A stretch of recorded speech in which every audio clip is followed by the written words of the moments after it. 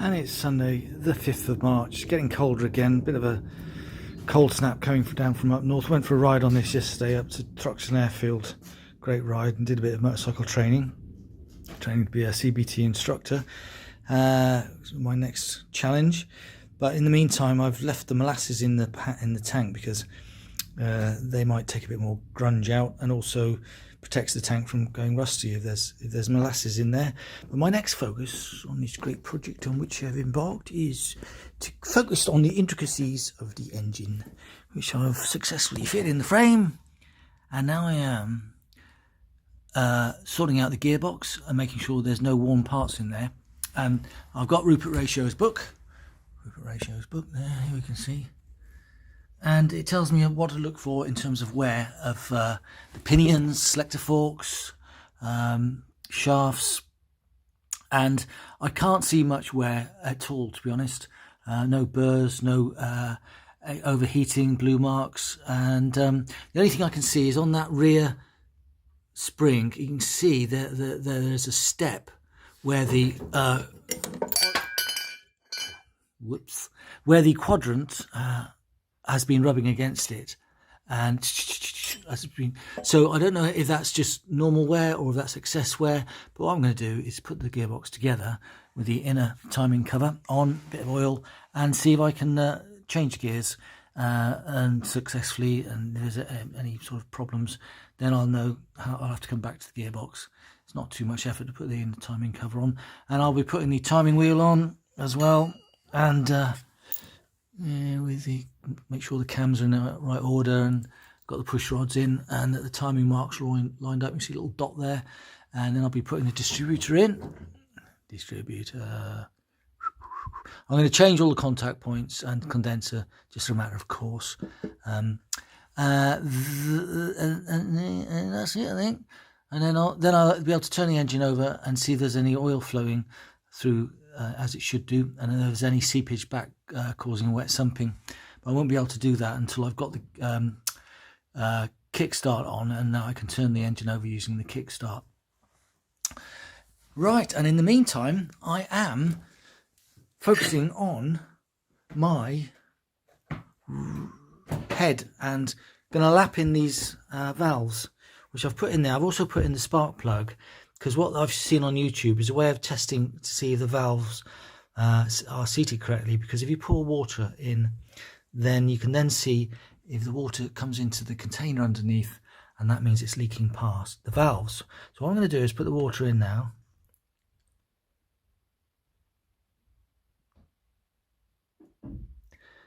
That's about it, and see what happens. But I haven't lapped in the valves yet, so I wouldn't be surprised if some water comes through. I'll leave that for a few hours and see what happens, and then my job is to come and lap in the valves and then redo the water test and then clean up the head a bit more, and that should be ready for fitting on the engine. But I won't fit it on the engine until I've done the timing, because I've got the piston at top dead center, and that makes it much easier to do the timing. So I'll fit everything down here before I fit the head. And I'm going to have a drink of water because I'm running out of something to say. And it's 15 minutes later, maybe half an hour, and all the water's gone from there to there, indicating that these valves need to be well ground in. Yeah, well, thought that might happen, and then probably a good thing actually. So there we go. Interesting experiment. Next job is to get some valve paste, grinding paste, and a stick, and grind in the valves. It's Thursday the 9th of March.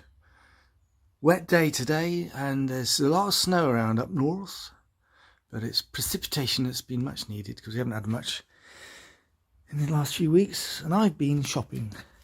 I've been to Bits today, bought myself a suppression cap, a HT lead, a thrust washer that I thought was missing, and I thought it was like smaller than this. I bought it for about £1.95. Thankfully I didn't waste too much money, because I've already got one. I didn't realise it, but it's just sitting in my box of bits. So I've now got 2 thrust washers where only one is needed, but never mind. And I've bought a stud for my, where's my stud? Oh, there's my stud for my sump. And somehow I managed to purloin some spade connectors from BritBits. They just put them in there. But the most expensive thing was this 6-volt ignition coil, which cost £32.50. A bit more as I was expecting to pay, but it is much needed because the existing one is as old as a bike and apparently is about as useless as a chocolate frog. Anyway, it allows me to carry on building the timing side of my motorcycle, which I will continue to do, and fit the new ignition coil, which is going to be easier said than done, but never mind. All good challenges. And it's Sunday the 12th of March, and a bit of a drab day, but it was a bit sunny earlier on, so we took a walk to the beach, had a coffee, Avon Beach. Lots of people out enjoying the sunshine, but it's clouded over, so I've come back into the garage, and I did manage to fit my 6-volt, new 6-volt ignition coil. Bit of a struggle because it's quite a tight fit, but that's all done. And I fitted my new stud under here to the sump. But the thing is, the sump was crashing against the side of the downpipe here from the frame. So what I had to do was fit in here an extra washer just to move the frame and the engine apart. So I've done all that, and I was going to put the timing case back on, but I got distracted at 3:30 this morning when I couldn't go to sleep by carburetor examinations. And I've done some research, and I've took my carburetor apart to a certain extent. I've just taken the float out, not in there, and checked a few things, and hopefully it is the right carburetor. It's a 375, which Rupert Ratio's book says is the correct one. 375, yep, 375. And so fundamentally it should work, but I need to get a new main needle, a screw for the fuel cap, and another couple of screws. The primary adjustment screws missing. I've taken out the actual needle itself, and I think once I've cleaned it up a bit, it'll all be there, and it's the right carburetor. So that's my next job. Visit to BritBits, see if I can get some more bits. And it's Sunday the 19th of March, Mothering Sunday, and it's a lovely spring day today. It's about 12 or 13 degrees, but lovely and sunny. Spring is certainly here with us at last. But I have been out on this thing and done a few hundred miles in the last few days, which is really nice. But I've been also doing a lot of research on carburetors, because when I bought my bike, I thought it was all in one bit, and I looked at the carburetor. I didn't really look at it in any detail, and discovered just recently that there's bits missing. So I've been to Berlin, which by luck is just up the road from me in Salisbury.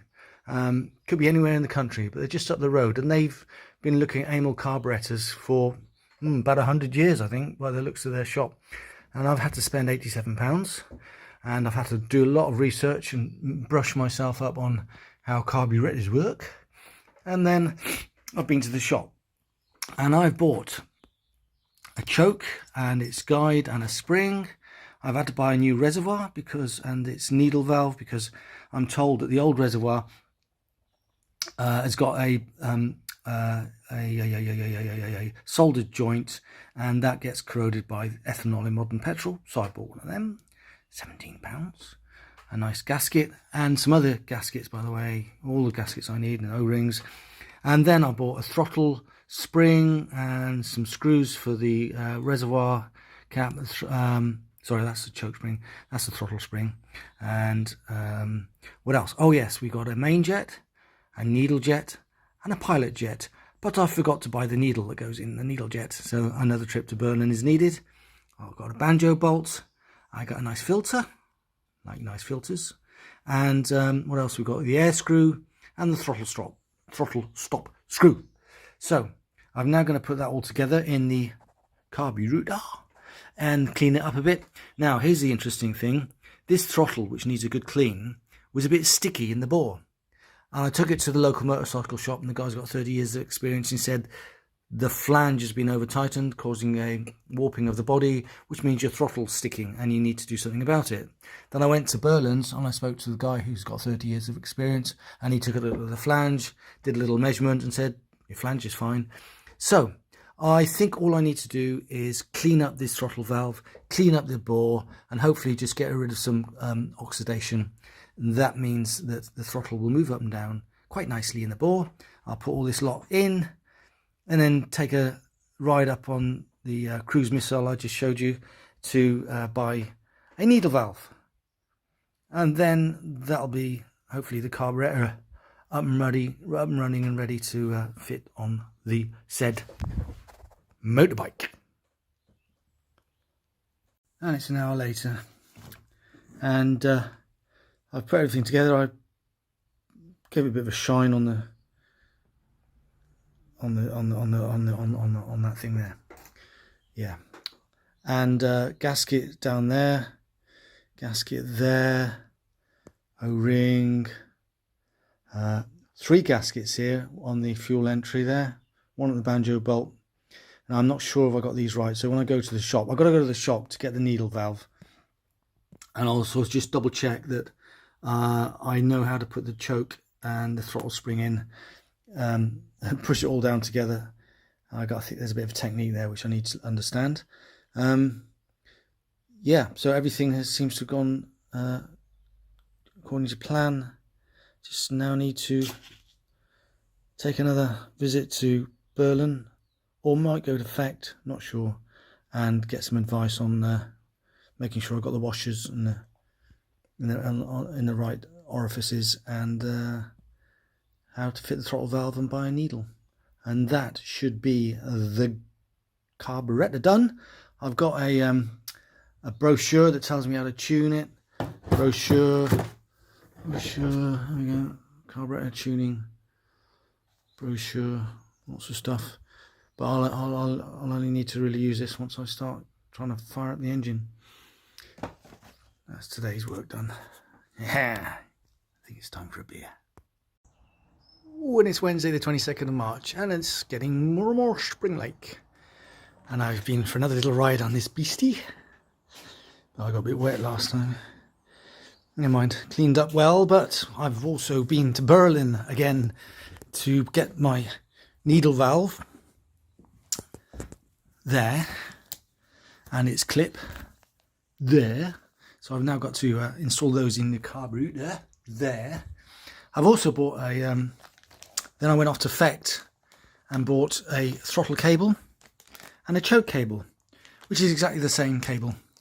And I decided to buy a new set of throttle and the left-hand hand grip, because I've already got one there, but it's a bit knackered, and I thought, because this is such a prominent bit of motorcycle, I needed to have something that looks nice and shiny and new.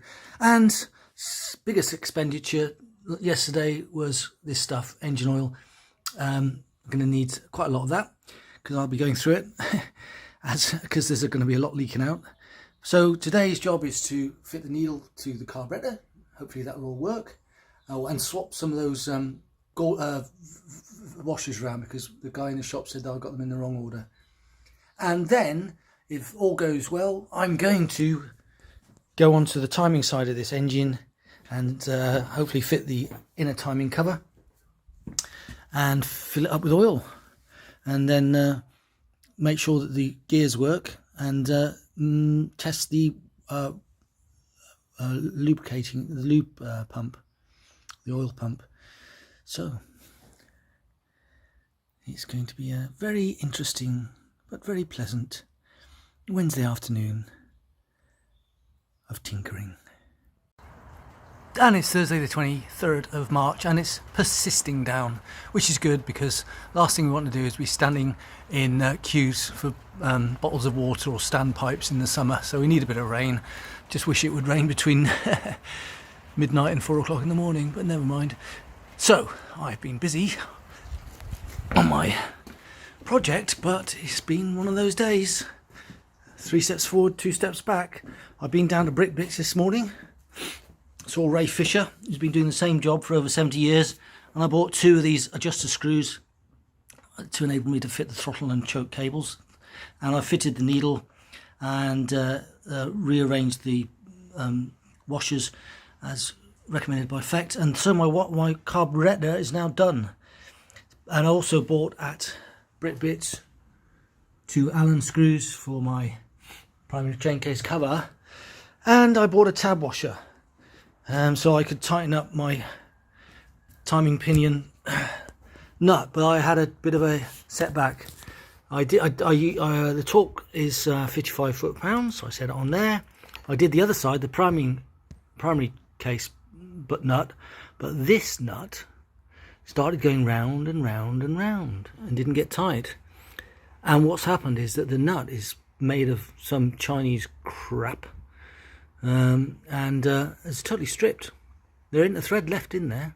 Thankfully, this is the end of the crankshaft, is intact. So I need to go to the shop and buy a nut that is not going to strip itself to pieces. And hopefully this torque wrench is not under-calibrated. These things are sent to triers. I think it's beer o'clock very soon. And it's Sunday the 26th of March, and the clocks went forward last night, so spring is well and truly here, although it is a bit chilly today. And I've had 3 steps forward and 2 steps back. The step back being that the nut went on there, the 5/8 nut stripped itself because it was made out of chocolate or something from China. So instead I focused on my head and I ground in the 2 valves, and then I did the water test, and that was 3 days ago. And then this water is still full up in there, which means none of it's leaked past the valves, which is a good sign. So that means I can go ahead and carry on rebuilding the rest of this cylinder head, putting the coils in and just cleaning it up a bit. And if I get time, I shall be I'll fit the head to the barrel and then be able to hopefully fit the throttle cable going all the way to where it should go to, and possibly put my back wheel on, not sure. But top job for today is this head. And it's an hour later, and I think I've managed to put these valve springs in and collets. It took a bit of a while. It took me about 3/4 of an hour to do one because I couldn't see what I was doing, so I had to rig up my lights using some adjustable spanners so as I could put the light on the right hand side and then on the left hand side so I could see the left and right hand collets. So I got that one in, it took me about 45 minutes. Then I knew the techniques and I put this one in and it took me about 5 minutes. But the worst thing about this job, it's so fiddly and it plays havoc with your nail varnish. Just look at that. Oh well, at least things seem to be going quite well this afternoon. And it's Tuesday the 28th of March, another bland spring day, a bit cold outside, but warmer weather is around the corner. So the guy on the BBC just told us I've been defect again. Spent another £127, mostly on this lovely piece of chrome, because the box of bits that I bought didn't have a silencer, so I bought a silencer, and I bought a choke lever because the one that came with this box of bits that I've now converted into a motorcycle was the wrong size, as I've many pieces for this bike. One thing I'll do next time I buy a box of bits, I will try and make sure that those bits belong to the motorcycle that I think they belong to. And I bought a screw for this this collar that fits on the end of the exhaust downpipe. And so today's job is to make up a bracket will fit on there to fit that to the frame, and to make up another bracket that will fit on there to fit that to the frame as well.